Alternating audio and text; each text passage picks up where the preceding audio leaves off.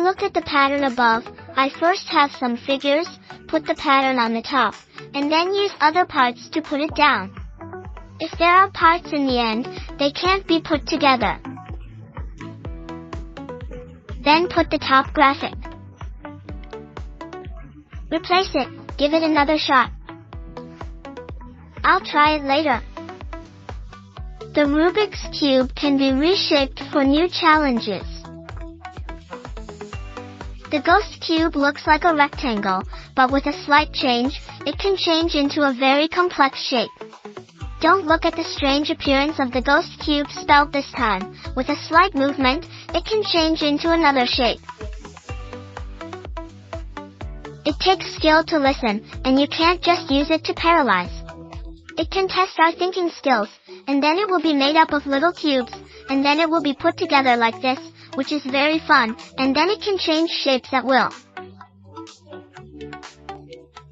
It can be made like a software icon, which can exercise our thinking and cognition of geometric figures. Putting together two of these cubes is like a shape that can be formed, but the number may be limited. But if you're the kind of person who doesn't work casually, or the more casual you are, the better things that might come together, like that it's a long strip. A long line can spell things out and is more connected than a chain. By playing Structural Master, we discovered fascinating geometry concepts that form various shapes when continuously joined in a plane, creating a sealed drawing. It is also possible to assemble three-dimensional shapes, such as polyhedra, such as triangular pyramids and cubes. Each face is the same regular polygon.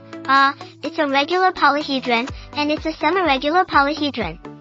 Our big ball on the beautiful platform is made up of different regular faces, but this one is made up of the same shape for each face. It's a regular polyhedron. This is a combination of a variety of shapes. Half is a kind of figure.